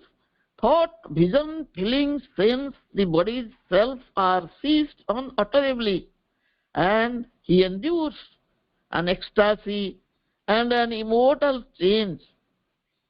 He feels a wideness and becomes a power. All knowledge rushes on him like a sea, transmuted by the white spiritual ray. He walks in naked heavens of joy and calm, sees the God face and hears transcendent speech. ସାବିତ୍ରୀରେ ଉଲ୍ଲିଖିତ ପ୍ରତ୍ୟେକଟି ମନ୍ତ୍ରପୁତ ବାଣୀ ଆପେ ଆପେ ବାରମ୍ବାର ଛନ୍ଦମୟ ସ୍ୱର ତୋଳି ଉଚ୍ଚାରିତ ହୁଏ। ସାବିତ୍ରୀରେ ଉଲ୍ଲିଖିତ ପ୍ରତ୍ୟେକଟି ମନ୍ତ୍ରପୁତ ବାଣୀ ଆପେ ଆପେ ବାରମ୍ବାର ଛନ୍ଦମୟ ସ୍ୱର ତୋଳି ଉଚ୍ଚାରିତ ହୁଏ। ସେହି ବାଣୀ ମନୁଷ୍ୟର ଭାବନାରେ ବାରମ୍ବାର ଅନୁରଣିତ ହୁଏ। ଯେତେବେଳେ ସେ ବାଣୀଟି ବ୍ୟକ୍ତି ପଢ଼େ, ତା ଭାବନା ଭିତରେ ତାହା ବାରମ୍ବାର ଅନୁରଣିତ ହେଉଥାଏ, ଶୁଣା ଯାଉଥାଏ, ତା ଦୃଶ୍ୟମାନ ବି ହୁଏ। ସେ ବାଣୀ ଯେମିତି ଗୋଟିଏ ମୂର୍ତ୍ତି ଗ୍ରହଣ କରି ମୂର୍ତ୍ତିମାନ ହେଇ ତା ମାନସ ପଟରେ ଉଙ୍କି ମାରେ, ତାକୁ ସେ ଦର୍ଶନ କରିପାରେ, ବାଣୀଟାକୁ ମଧ୍ୟ ସେ ଦର୍ଶନ କରିପାରେ, ତାହା ଦୃଶ୍ୟମାନ ହୁଏ। ତାର ଚେତନା ଇନ୍ଦ୍ରିୟ ମାନଙ୍କ ଦ୍ୱାରା ସେ ତାକୁ ଅନୁଭବ କରେ। ମନ୍ତ୍ର ନିହିତ ସେଇ ଅର୍ଥକୁ, ମନ୍ତ୍ରର ବାଣୀକୁ, ତାର ରସବୋଧକୁ ସେ ତାର ଚେତନା ଇନ୍ଦ୍ରିୟ ମାନଙ୍କ ଦ୍ୱାରା ଅନୁଭବ କରେ, ଉପଲବ୍ଧି କରେ। ଶରୀର ସତ୍ତା ନିଃଶବ୍ଦରେ ତାହା ଧରି ରଖେ। ଯୋଉ ଶରୀରକୁ ଆମେ ଜଡ଼ ଶରୀର କହୁଛୁ, ନିର୍ବୋଧ ବୋଲି କହୁଛୁ, ସାବିତ୍ରୀର ସେଇ ମନ୍ତ୍ରର ପ୍ରଭାବରେ ସେ ଜଡ଼ ଶରୀର ସତ୍ତା ନିଃଶବ୍ଦରେ ସେ ମନ୍ତ୍ରର ମାନ୍ତ୍ରିକ ଶକ୍ତିକୁ ଧରି ରଖେ। ଏକ ବିପୁଳ ସୌନ୍ଦର୍ଯ୍ୟକୁ ସହନ କରେ। ବିପୁଳ ସୌନ୍ଦର୍ଯ୍ୟକୁ ସହିବା ମଧ୍ୟ ସହଜ ନୁହେଁ, ତାର ମଧ୍ୟ ଚାପ ଅଛି। କିନ୍ତୁ ସେଇ ବିପୁଳ ସୌନ୍ଦର୍ଯ୍ୟର ଚାପକୁ ମଧ୍ୟ ସେ ସହ୍ୟ କରିବା ପାଇଁ ସମର୍ଥ ହୁଏ। ଏକ ଅମୃତମୟ ପରିବର୍ତ୍ତନକୁ ଉପଲବ୍ଧି କରେ। ଲାଗେ ତାକୁ ସବୁ କିଛି ବଦଳି ଯାଉଛି। ପାଲଟି ଯାଏ ଏକ ବିସ୍ତାରିତ ଶକ୍ତିପୁଞ୍ଜ। ବ୍ୟକ୍ତିର ଶାରୀରିକ ସତ୍ତାଟି ଏକ ଶକ୍ତିପୁଞ୍ଜରେ ବିସ୍ତାରିତ ହେଇଯାଏ। ଶୁଭ୍ର ଆଧ୍ୟାତ୍ମିକ ରଶ୍ମି ରୂପେ ସମୁଦ୍ର ଭଳି ତା ଆଡକୁ ଉଛୁଳି ଆସେ ସେ ସମସ୍ତ ଶକ୍ତି ରାଶି। ଶୁଭ୍ର ଆଧ୍ୟାତ୍ମିକ ବିଶୁଦ୍ଧ ଧବଳ ଆଧ୍ୟାତ୍ମିକ ରଶ୍ମି ଭାବରେ ସମୁଦ୍ରର ଜୁଆର ଭଳି ତା ଆଡକୁ ଉଛୁଳି ଆସେ ସେଇ ସମସ୍ତ ଶକ୍ତି ରାଶି। ନିସ୍ତବ୍ଧ ଆନନ୍ଦର ତୁରୀୟ ସ୍ଥିତିରେ ସେ ଘୁରି ବୁଲେ। ଅନାବୃତ ଦୃଶ୍ୟମାନ ଗୋଲକ ଧାମରେ ସେ ଘୁରେ। ଅନାବୃତ ଯୋଉ ଗୋଲକ ଧାମଟେ ଆବୃତ ହୋଇକି ନାହିଁ, ଦୃଷ୍ଟି ଅନ୍ତରାଳରେ ନାହିଁ, ଯାହା ଦୃଶ୍ୟମାନ ହଉଛି ମନ୍ତ୍ରର ପ୍ରଭାବରେ, ଅନାବୃତ ଦୃଶ୍ୟମାନ ଗୋଲକ ଧାମରେ ଅବଲୋକନ କରେ ଶାଶ୍ୱତ ମୁଖମଣ୍ଡଳ। ସେଇ ଗୋଲକ ଧାମରେ ସେ ଦେଖେ ଶାଶ୍ୱତଙ୍କ ମୁଖ ଛବି। ଶ୍ରବଣ କରେ ସେହି ଅସୀମ ଅନନ୍ତଙ୍କ ପରାବାକ। କାନରେ ଆସି ବାଜେ ଶାଶ୍ୱତଙ୍କ ବାଣୀ, ଅସୀମ ଅନନ୍ତଙ୍କ ପରାବାକ। ଏହା ହଉଛି ମନ୍ତ୍ରମୟୀ ସାବିତ୍ରୀର ଯୋଗ ସନ୍ଦେଶ। ଏହି ମନ୍ତ୍ର ସାବିତ୍ରୀରେ ଉଲ୍ଲେଖିତ। ମା କହୁଛନ୍ତି ସାବିତ୍ରୀ ହିଁ କେବଳ ଉର୍ଦ୍ଧ୍ୱ ଦେଶକୁ ଆରୋହଣର ଯୋଗବାର୍ତ୍ତା। ସାବିତ୍ରୀ ସମ୍ପର୍କରେ ମା ଯାହା କହିଛନ୍ତି ଆକ୍ଷରିକ ଭାବରେ ସତ୍ୟ। ସାବିତ୍ରୀ ହିଁ କେବଳ ଉର୍ଦ୍ଧ୍ୱ ଦେଶକୁ ଆରୋହଣର ଯୋଗବାର୍ତ୍ତା। ଅତି ମାନସ ଯୋଗ ସାଧନରେ ଏହି ପୁସ୍ତକର ଅଧ୍ୟୟନ ହିଁ ଏକମାତ୍ର ସହାୟକ। ସାବିତ୍ରୀରେ ଅନ୍ତର୍ନିହିତ ମହାଜାଗତିକ ଭାବଧାରା ଉର୍ଦ୍ଧ୍ୱ ଲୋକରୁ ଅବତରି ଆସିଛି ଏବଂ ସ୍ୱୟଂ ପ୍ରଜ୍ଞା ପୁରୁଷ ଶ୍ରୀ ଅରବିନ୍ଦ ଅପୂର୍ବ ଶୈଳୀରେ, ଅପୂର୍ବ ଛନ୍ଦରେ ତାର ଉପସ୍ଥାପନ କରିଛନ୍ତି। ସାବିତ୍ରୀ ହେଉଛି ଦିବ୍ୟ ଦର୍ଶନ, ଧ୍ୟାନ, ଯୋଗ ତଥା ଶାଶ୍ୱତ ଅନନ୍ତଙ୍କ ସାଧନା। ଏହାର ପ୍ରତ୍ୟେକ ପଂକ୍ତିକୁ ଅଧ୍ୟୟନ ସହିତ ଅନୁସରଣ କରି ଚାଲିଲେ ବ୍ୟକ୍ତି ଅତିମାନସ ରୂପାନ୍ତର ପ୍ରାପ୍ତ ହେବ। ସାବିତ୍ରୀର ସନ୍ନିହିତ ପ୍ରତ୍ୟେକ ପଂକ୍ତିକୁ ଯେତେବେଳେ ଅଧ୍ୟୟନ କରାଯିବ ଏବଂ ସେ ବାର୍ତ୍ତାକୁ ଗ୍ରହଣ କରାଯିବ, ତାକୁ ଅନୁସରଣ କରାଯିବ ଜୀବନରେ, ବ୍ୟକ୍ତି ଅତିମାନସ ରୂପାନ୍ତର ପ୍ରାପ୍ତ କରିପାରିବ। ସାବିତ୍ରୀର ଶବ୍ଦାବଳୀ, ତାର ଛନ୍ଦମୟ ଗତିଧାରା, ସେଇ ପରାବାକ ଓମ୍ ଦିଗରେ, ଓଙ୍କାର ଦିଗରେ ପରିଚାଳିତ କରି ନିଏ। ଆଦ୍ୟ ପ୍ରଣବ ଓଙ୍କାର, ଯାହା ଯୋଉ ଓଙ୍କାର ଧ୍ୱନିରୁ, ଆଦ୍ୟ ପ୍ରଣବରୁ ବିଶ୍ୱ ବ୍ରହ୍ମାଣ୍ଡ ସୃଷ୍ଟି ହେଇଛି, ସେଇ ପରାବାକ ଓମ୍ ଦିଗରେ ପରିଚାଳିତ କରିନିଏ ସାବିତ୍ରୀର ଛନ୍ଦମୟ ଗତିଧାରା। ଏହି ବୀଜମନ୍ତ୍ର ଓଙ୍କାର ଅତିମାନସର ଦ୍ୱାରକୁ ଉନ୍ମୁକ୍ତ କରିପାରେ। ସାବିତ୍ରୀ ହିଁ ଅତିମାନସ ସତ୍ୟ ଚେତନାର ଆବିଷ୍କାର ଏବଂ ବିଶ୍ୱ ସମସ୍ୟାର ସମାଧାନର ଚାବିକାଠି। ସାବିତ୍ରୀ କାବ୍ୟ ହେଉଛି ସତ୍ୟ ଚେତନାକୁ ଆବିଷ୍କାର କରିବାର ମାର୍ଗ ଏବଂ ବିଶ୍ୱରେ ଯେତେ ଜାଗତିକ ସମସ୍ୟା ରହିଛି, ଯାହା ଅସମାହିତ, ତାହାକୁ ସମାଧାନ କରିପାରି ନାହାନ୍ତି ଯୁଗାବତାର ମାନେ, ସେ ସମସ୍ତ ସମସ୍ୟାର ଚାବି ରହିଛି ସାବିତ୍ରୀ ମହାକାବ୍ୟରେ। ଏହାର ଅଧ୍ୟୟନରେ ଚେତନାର ଦ୍ୱାର ଖୋଲେ। ଚେତନାର ଦ୍ୱାର ଯୋଉ ଅବରୁଦ୍ଧ ହେଇକି ରହିଛି, ମନୁଷ୍ୟ ଭିତରେ ଯୋଉ ଦିବ୍ୟ ଚେତନାର ଦ୍ୱାର ଅବରୁଦ୍ଧ ହୋଇ ରହିଛି, ସେ ଚେତନାର ଦ୍ୱାର ଖୋଲିଯାଏ ସାବିତ୍ରୀ ଅଧ୍ୟୟନ ଦ୍ୱାରା। ଅବଚେତନାର ନିଶ୍ଚିଦ୍ର ଅନ୍ଧକାର ମଧ୍ୟକୁ ଏହାର ଜ୍ୟୋତି ପ୍ରବେଶ କରିପାରେ।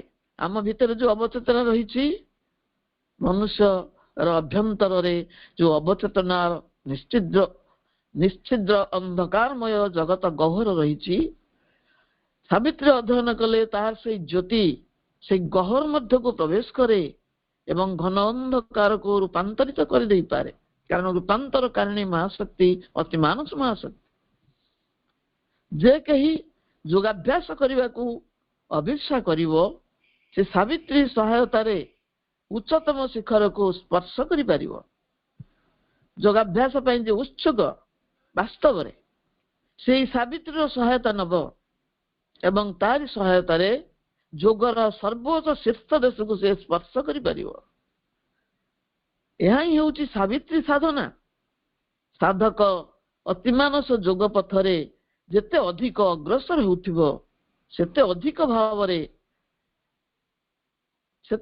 ଭାବରେ ସାବିତ୍ରୀର ଗହନ ରହସ୍ୟକୁ ଉଦ୍ଘାଟିତ କରୁଥିବ। ଯେତେ ଅଧିକ ତାକୁ ଆମେ ଅଧ୍ୟୟନ କରିବା ତା ଭିତରେ ଅବଗୁଣ୍ଠିତ ହୋଇ ରହିଛି ଯେଉଁ ବିଶ୍ୱ ରହସ୍ୟ, ବିଶ୍ୱାତୀତ ରହସ୍ୟ, ସେ ରହସ୍ୟକୁ ଗୋଟିଏ ଗୋଟିଏ ରହସ୍ୟର ପର୍ଦ୍ଦା ଖୋଲି ଯାଉଥିବ, ଉନ୍ମୁକ୍ତ ହେଇଯାଉଥିବ। ସାବିତ୍ରୀ ହିଁ ତାର ଦିଗ୍ଦର୍ଶକ। ବ୍ୟକ୍ତି ଯେତେବେଳେ ଜାଗତିକ ଯନ୍ତ୍ରଣାରେ ଜର୍ଜରିତ ହୋଇ ଉଠେ, ବାଧାବିଘ୍ନକୁ ଅତିକ୍ରମ କରିପାରେ ନାହିଁ, ସେତେବେଳେ ସେ ସାବିତ୍ରୀର ସହାୟତା ନେଇପାରେ। ଯେତେବେଳେ କୌଣସି ବିପଦ ପଡୁଛି, ଦୁଃଖ ଆସୁଛି, ଅସହନୀୟ ଦୁଃଖ, ସେହି ସମୟରେ ସାବିତ୍ରୀର ପଙ୍କ୍ତିଟିଏ ମନ୍ତ୍ର ଭଳି କାର୍ଯ୍ୟ କରେ। ସେ ସମସ୍ତ ଦୁଃଖକୁ ଅପସାରଣ କରିଦିଏ। ସମସ୍ତ ଧ୍ୟାନ ଧାରଣାର ଉତ୍ଥାତିତ ମହାକାବ୍ୟ ସାବିତ୍ରୀ ହେଉଛି ଆଧ୍ୟାତ୍ମିକ ପଥ, ଯୋଗ, ତପସ୍ୟା ଏବଂ ସାଧନାର ସମନ୍ୱିତ ବିଭବ।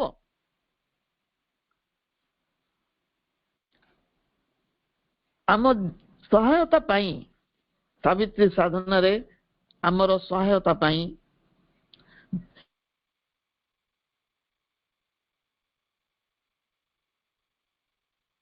ସନ୍ତାନମାନଙ୍କ ଦୁଃଖରେ ସର୍ବଦା ବ୍ୟଥିତା କିଭଳି ପ୍ରାର୍ଥନା କରାଯାଇପାରେ ସେ ଆମକୁ ଶିକ୍ଷା ଦେଇଛନ୍ତି ତାଙ୍କର ଧ୍ୟାନ ପ୍ରାର୍ଥନା ପୁସ୍ତକରେ।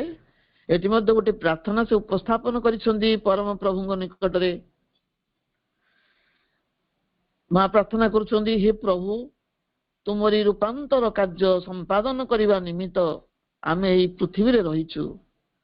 ଏହା ହିଁ ହେଲା ଆମ୍ଭମାନଙ୍କର ଏକମାତ୍ର ସଂକଳ୍ପ, ଏହା ହିଁ ହେଲା ଆମ୍ଭମାନଙ୍କର ଏକମାତ୍ର ପ୍ରବୃତ୍ତି। ଏହା ହିଁ କର ପ୍ରଭୁ, ଯେପରି ଏହା ହିଁ ଆମ୍ଭମାନଙ୍କର ଜୀବନର ବୃତ୍ତି ହୁଏ ଏବଂ ଆମ୍ଭମାନଙ୍କର ସମସ୍ତ କାର୍ଯ୍ୟ ଯେପରି ସାହାଯ୍ୟ କରେ। ଏହି ଏକ ହିଁ ଲକ୍ଷ୍ୟ ଦିଗରେ ଅଗ୍ରସର ହେବା ପାଇଁ କୃପାମୟୀ କରୁଣାମୟୀ ମା, ଯିଏ ଅତିମାନସ ଶକ୍ତିର ମୂର୍ତ୍ତିମନ୍ତ ପ୍ରତୀକ, ଯିଏ ଓହ୍ଲେଇ ଆସିଛନ୍ତି ଆମ ପାଇଁ, ଯାହାଙ୍କୁ ପ୍ରଭୁ ଅବତରଣ କରିଛନ୍ତି, ଯାହାଙ୍କୁ ନାୟିକା ଭାବରେ ଉପସ୍ଥାପନ କରି ସମଗ୍ର ସାବିତ୍ରୀ କାବ୍ୟଟି ଉପସ୍ଥାପିତ ହୋଇଛି। ତାଙ୍କରି ସମ୍ପର୍କରେ 2-3ଟି ପଦ ଆମେ ଉଚ୍ଚାରଣ କରିବା ମାଙ୍କୁ। A deep of compassion, a host sanctuary, her inward help, unburied gate in heaven.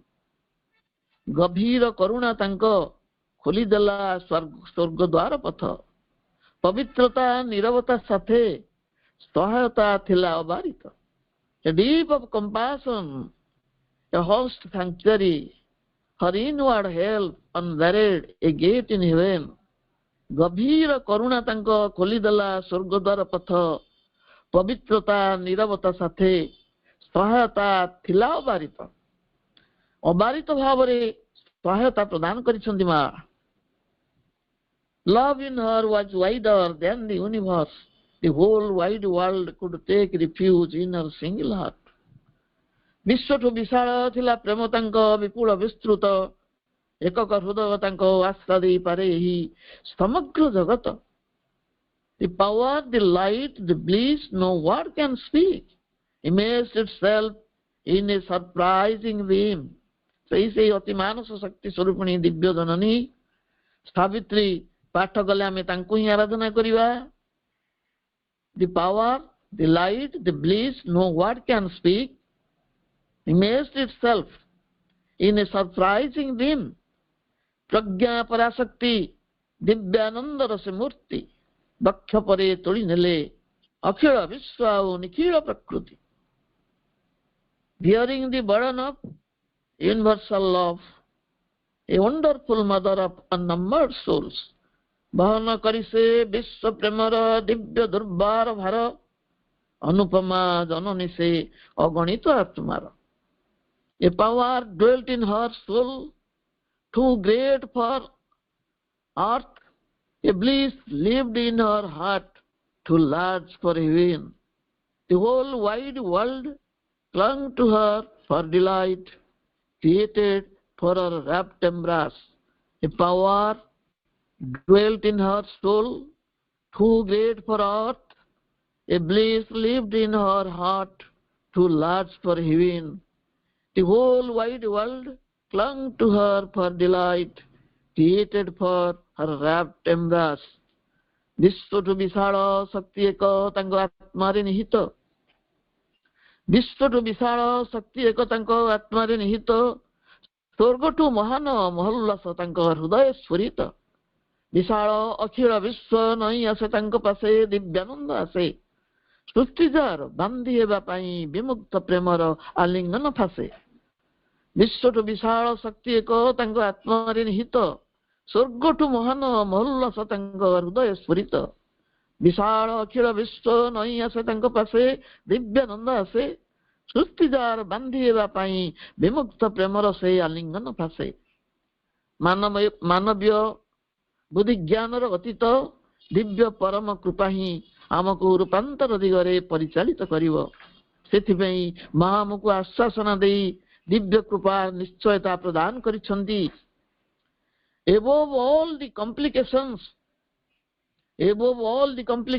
of the so-called human wisdom stands the luminous simplicity of the divine grace, ready to act if we allow to do so. ଏହି କୃପାର ଆବାହନ ପାଇଁ ମାଙ୍କ ପାଖରେ ପ୍ରାର୍ଥନା ଟିକେ କରିବା।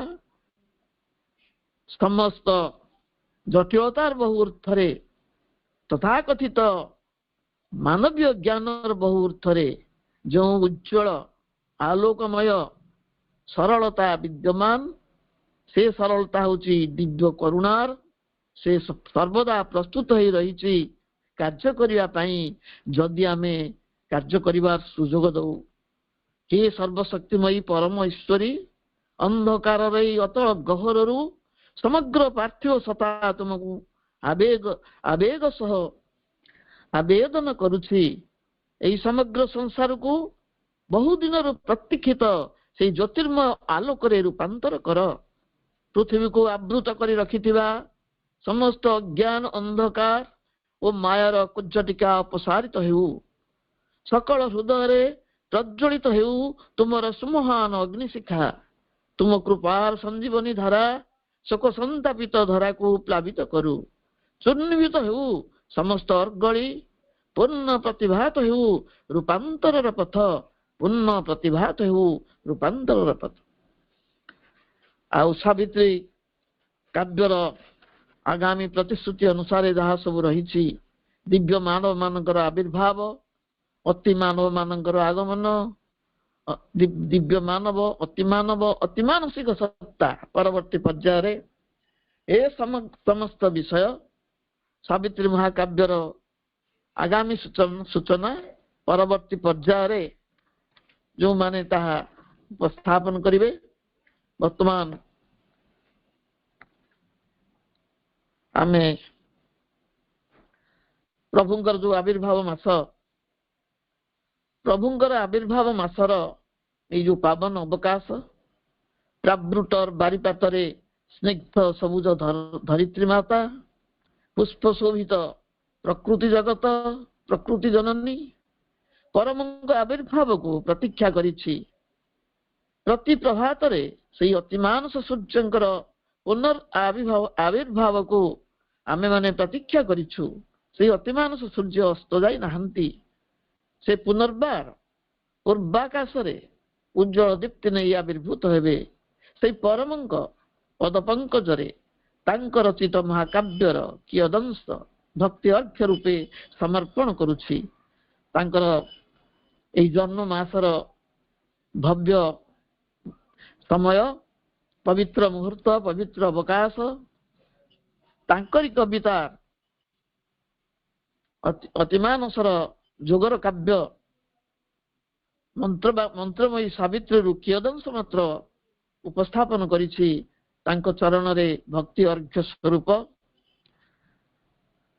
ଏବଂ ଏଇଠାରେ ମୋର ବକ୍ତବ୍ୟକୁ ପ୍ରଭୁ ମାଙ୍କ ଚରଣରେ ସମର୍ପଣ କରୁଛି। ସେଇ ମହା ସାବିତ୍ରୀଙ୍କର ଜୟଗାନ କରିବା।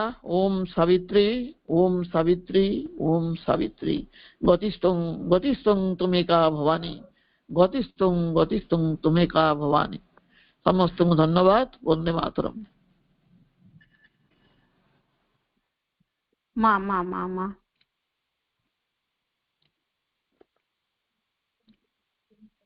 ଯେଉଁ ନିୟନ୍ତା ପୁରୁଷ ମାନବର ପ୍ରକୃତିକୁ ଦିବ୍ୟ ପ୍ରକୃତିରେ ଏବଂ ମାନବ ଜୀବନକୁ ଦିବ୍ୟ ଜୀବନରେ ପରିଣତ କରିବା ପାଇଁ ସଂକଳ୍ପ କରନ୍ତି ଏବଂ ଯୋଜନା କରନ୍ତି, ପରମ ଯୋଗୀ ପ୍ରଭୁ ଶ୍ରୀ ଅରବିନ୍ଦଙ୍କୁ ଆଜିର ଏହି ଅପରାହ୍ନରେ ମୋର ହୃଦୟର ପ୍ରଣାମ।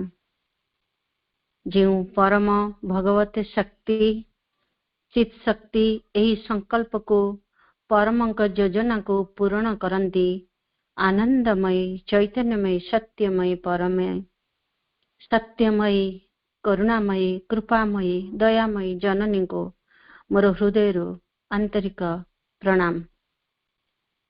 ବନ୍ଦେ ମାତରମ୍। ସମସ୍ତ ଅପଭାଇଙ୍କୁ ଏହି ନୀରବରେ ଏହି ଚେତନାର ଯାତ୍ରାରେ ମାଙ୍କର ଭଲ ପାଉଥିବା, ମାଙ୍କ ହୃଦୟରେ ରହିଥିବା, ମାଙ୍କ ପ୍ରେମର ଜାଲରେ ପଡି ଯାଇଥିବା ସମସ୍ତ ସାଧକ ସାଧିକା ଅପଭାଇଙ୍କୁ ମୋର ହୃଦୟରୁ ପ୍ରଣାମ। ଆଜିର ଏହି ମନ୍ତ୍ରମୟୀ ସାବିତ୍ରୀ ଆଲୋଚନା ପର୍ବ, ଯାହାକି ଏକ ଯଜ୍ଞ, ପ୍ରଭୁଙ୍କର ପବିତ୍ର ଜନ୍ମବାସରେ 29 ଦିବସ ଉପସ୍ଥିତ ଆଜିର ଏହି ଶୁଭ ମୁହୂର୍ତ୍ତରେ କୃତଜ୍ଞତା କାର୍ଯ୍ୟଟି ମୋ ମାଧ୍ୟମରେ ହେବା ପାଇଁ ପ୍ରସ୍ତୁତ ହୋଇଛି ମାଙ୍କ କୃପାରୁ। କେତେ ଦିନ ପୂର୍ବରୁ ଏ କାର୍ଯ୍ୟକ୍ରମ ପୂର୍ବ ପ୍ରସ୍ତୁତି ହୋଇଯାଇଛି। ଏହାର ଉଦ୍ଗାତାକୁ ପ୍ରଥମେ ମୁଁ କୃତଜ୍ଞତା ଜଣାଉଛି। ଅନଲାଇନ ମାଧ୍ୟମରେ ସାବିତ୍ରୀ ପଢିବା ଏବଂ ଏହାର ବିସ୍ତୃତ ଆଲୋଚନା ଶୁଣିବା, ମାଙ୍କ ଚେତନାରେ ସମସ୍ତ ଅପଭାଇଙ୍କର ଯେଉଁ ସମର୍ପଣ ସତରେ ଖୁବ ଆନନ୍ଦଦାୟକ। ସାବିତ୍ରୀ ଆଲୋଚନାରେ ଆଜିର ଉପସ୍ଥିତ ଏଇ କୁନି ଭଉଣୀ ଶ୍ରୀରୂପକୁ ମୁଁ କୃତଜ୍ଞତା ଜଣାଉଛି। ତାଙ୍କର କଣ୍ଠରେ ସେହି ପଠନ ସତରେ ସତରେ ଏକ ଜ୍ୟୋତିର୍ମୟ ହୃଦୟକୁ ପରିପ୍ଲାବିତ କରିଛି। ତାପରେ ଅପାଙ୍କର ଆମର ପ୍ରିୟ ପରିଚିତ ମୋର ପ୍ରିୟ ଅପା ଉର୍ମିଳା ଅପାଙ୍କୁ ମୋର ହୃଦୟର ପ୍ରଣାମ ଜଣାଉଛି। ଏବଂ ଅପାଙ୍କର ଆଲୋଚନା ଏତେ ବିସ୍ତୃତ, ଏତେ ସୁନ୍ଦର, ସେ ସମଗ୍ର ସାବିତ୍ରୀଟାକୁ କହିଦେଇଛନ୍ତି। ସାବିତ୍ରୀ ଗୋଟିଏ ପୁସ୍ତକ ନୁହଁ, ସାବିତ୍ରୀ ଏକ ଶକ୍ତି ଏବଂ ଏହା ଚେତନାର ଦ୍ୱାର ଖୋଲିଦିଏ। ପ୍ରତ୍ୟେକ ଲାଇନ ଗୋଟେ ଗୋଟେ ମନ୍ତ୍ର ଏବଂ ଏହି ସାବିତ୍ରୀ ଅଧ୍ୟୟନରେ ଏକ ରୂପାନ୍ତର ଶକ୍ତି ଜାଗ୍ରତ ହୁଏ ଏବଂ ପ୍ରବାହିତ ହୁଏ। ଯେଉଁମାନେ ଏହି ସାଧନା ପୂର୍ଣ୍ଣ ଯୋଗରେ ଉତ୍ଥାପିତ ହୁଅନ୍ତି, ସାବିତ୍ରୀ ହିଁ ପଠନ ହେଉଛି ଏକ ଶକ୍ତି ଆବାହନ କରିବାର ମୂଳ ତତ୍ଵ। ଊର୍ଦ୍ଧ୍ୱର ଅତିମାନସକୁ ଧରାପୃଷ୍ଠକୁ ଉତାରି ଆଣି ପାର୍ଥିବ ଜୀବନରେ ରୂପାନ୍ତର କରିବା ସେଇ ମହା ଆବିର୍ଭାବର ଉଦ୍ଦେଶ୍ୟ। ପ୍ରଭୁ କହିଛନ୍ତି ସାବିତ୍ରୀ ଆସିଛନ୍ତି ଅତିମାନସ ଉତାରି ଆଣିବା ନିମନ୍ତେ। ସେ ବିଶ୍ୱରେ ମୂର୍ତ୍ତ ହୋଇ କାର୍ଯ୍ୟ କରୁଛନ୍ତି ଏପରି ଏକ ବସ୍ତୁକୁ ଆଣିବା ସକାଶେ ଯାହା ଆଜି ବି ବଡ ଜଡ ଜଗତରେ ପ୍ରଗଟ ନୁହେଁ। ତାର ଉଦ୍ଦେଶ୍ୟ ହେଲା ପାର୍ଥିବ ଜୀବନର ରୂପାନ୍ତର। ଏହି ପାର୍ଥିବ ରୂପାନ୍ତର ନିମିତ୍ତ ସାବିତ୍ରୀଙ୍କୁ ମାଙ୍କୁ ହିଁ ସେ ନେଇଛନ୍ତି। ମନୁଷ୍ୟ ତନୁରେ ଦୁଃଖ ବେଦନା କ୍ଲିଷ୍ଟ ଭ୍ରାନ୍ତିକୁ ମିଥ୍ୟାଯୁକ୍ତ ଏହି ମୂର୍ତ୍ତି ଉପରକୁ ଓହ୍ଲାଇ ଆସିବାକୁ ହୋଇଛି। ପିନ୍ଧିବାକୁ ହୋଇଛି ଅଜ୍ଞାନତାର ମୁଖା, କ୍ଲେଦ କାଳିମା ବସ୍ତ୍ର, ତାହା ଯେ ତାଙ୍କ ସନ୍ତାନ ମାନଙ୍କ ପ୍ରତି ଅଶେଷ କରୁଣା ଓ ପ୍ରେମର ନିଦର୍ଶନ। କହିବା ବାହୁଲ୍ୟ ଯେ ପ୍ରଭୁଙ୍କର ଆହୁରି ସ୍ପଷ୍ଟୀକରଣ ହେଉଛି ସାବିତ୍ରୀ କରୁଣାବଶତଃ ଓହ୍ଲାଇ ଆସିଛନ୍ତି ଅଜ୍ଞାନ ମଧ୍ୟକୁ, ଯଦ୍ୱାରା ଆଲୋକକୁ ଜ୍ୟୋତି ଆଡକୁ ନେଇଯିବେ। ଆସିଛନ୍ତି ମିଥ୍ୟା ପ୍ରମାଦ ମଧ୍ୟକୁ, ଯଦ୍ୱାରା ମିଥ୍ୟା ପ୍ରମାଦ ସତ୍ୟରେ ପରିଣତ କରିପାରିବେ। ଏହି ମୃତ୍ୟୁ ମଧ୍ୟକୁ ଯଦ୍ୱାରା ମୃତ୍ୟୁକୁ ଦେବ ଜୀବନରେ ରୂପାନ୍ତରିତ କରିପାରନ୍ତି। ସେ ଆସିଛନ୍ତି ଏ ବିଶ୍ୱ ବେଦନା ଓ ତାଙ୍କର ଦେୟ ଦୁଃଖ ଯନ୍ତ୍ରଣା ମଧ୍ୟ, ଯଦ୍ୱାରା ତାଙ୍କର ପରମାନନ୍ଦ ରୂପାନ୍ତରକାରିଣୀ ଆବେଗରେ ବେଦନାର ଯନ୍ତ୍ରଣା ଅବସାନ କରିପାରନ୍ତି। ସେ ସନ୍ତାନ ମାନଙ୍କ ପ୍ରତି ଗଭୀର ବିପୁଳ ସ୍ନେହ ବସରେ ଏହି ତମସାର ଆବରଣକୁ ପରିଧାନ କରିଛନ୍ତି। ଅଜ୍ଞାନ ଓ ମିଥ୍ୟା ଶକ୍ତିରାଜର ଆକ୍ରମଣରେ ସେ ସବୁର ପୀଡ଼ାଦାୟକ ପ୍ରଭାବକୁ କୃପା କରି ସହ୍ୟ କରିବାକୁ ସମ୍ମତ ହେଇଛନ୍ତି। ଜନ୍ମ ମୃତ୍ୟୁର ତୋରଣକୁ ସେ ପାରି ହୋଇ ଚାଲିଛନ୍ତି। ସୃଷ୍ଟିର ଯେତେ ଦୁଃଖ ଯନ୍ତ୍ରଣା ବେଦନା ସମସ୍ତ ନିଜ ଉପରେ ସେ ଗ୍ରହଣ କରିଛନ୍ତି। ସତରେ ମନ ହୁଏ ଏହା ହିଁ ଏକମାତ୍ର ମନ୍ତ୍ର ଯଦ୍ୱାରା ସୃଷ୍ଟିକୁ ଜ୍ୟୋତି ଆନନ୍ଦ ସତ୍ୟର ଅନ୍ତର୍ଜୀବନ ମଧ୍ୟକୁ ଉନ୍ନୀତ କରାଯାଇପାରେ। ଏଇ ଯୋଉ ବିରାଟ ଆତ୍ମବଳୀ, ସମୟ ସମୟରେ ଏହା ନାମ ଦିଆଯାଇଛି ପୁରୁଷ ଯଜ୍ଞ, କିନ୍ତୁ ଗଭୀର ଅର୍ଥରେ ଏହାକୁ କୁହାଯାଏ ପ୍ରକୃତିର ଯଜ୍ଞ, Bhagabati ଜନନୀଙ୍କର ନିଃଶେଷର ଆତ୍ମବଳୀ।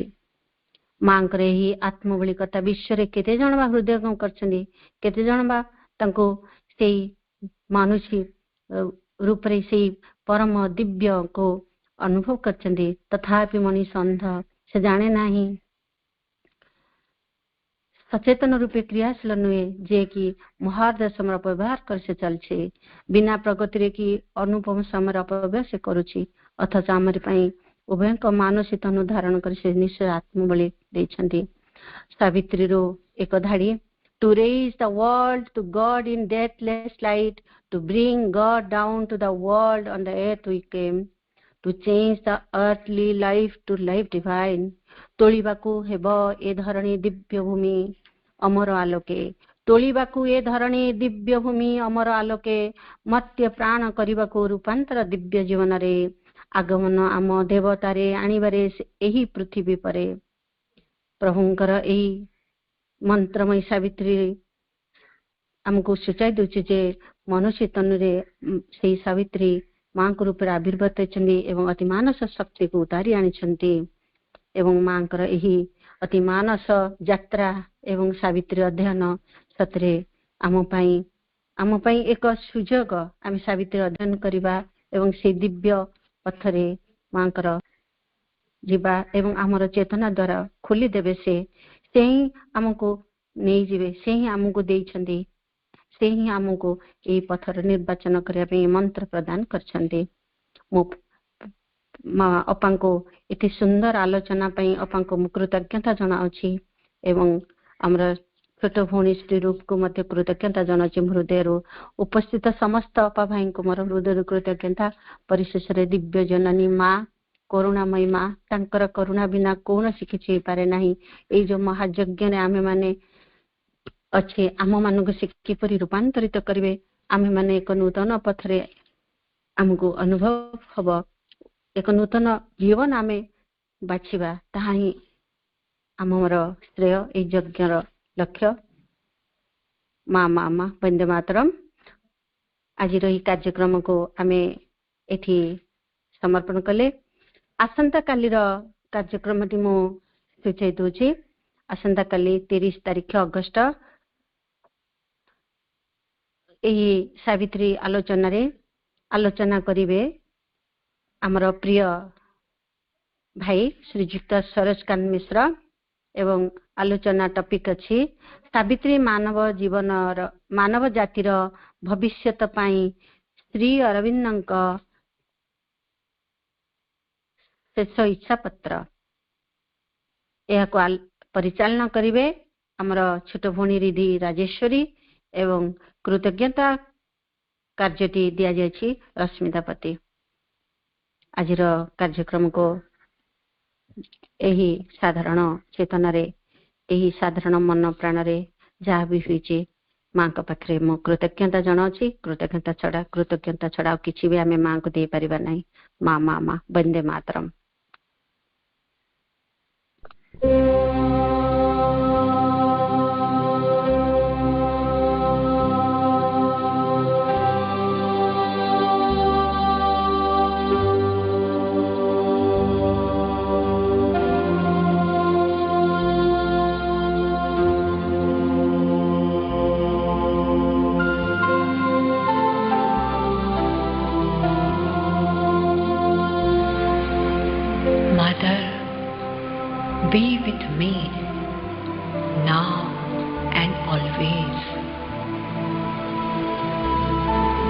Envelop me with your presence. Raise and purify me with your touch. Inhabit me with your living image.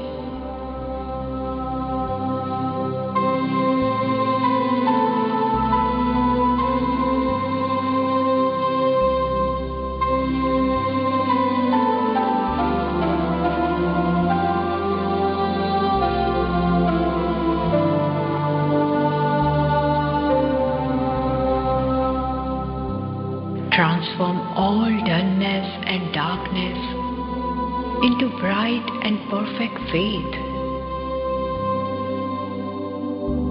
Transform all restlessness and agitation into inviolable calm and peace. Transform all attachment into a deep and stainless purity. Mother, liberate and change me. Perfect your child.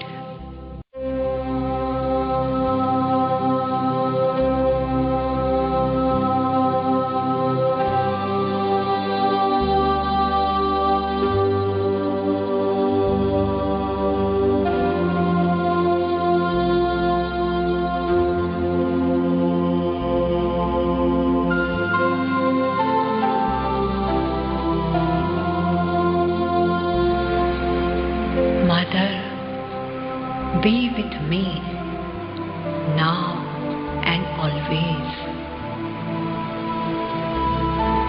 Envelop me with your presence.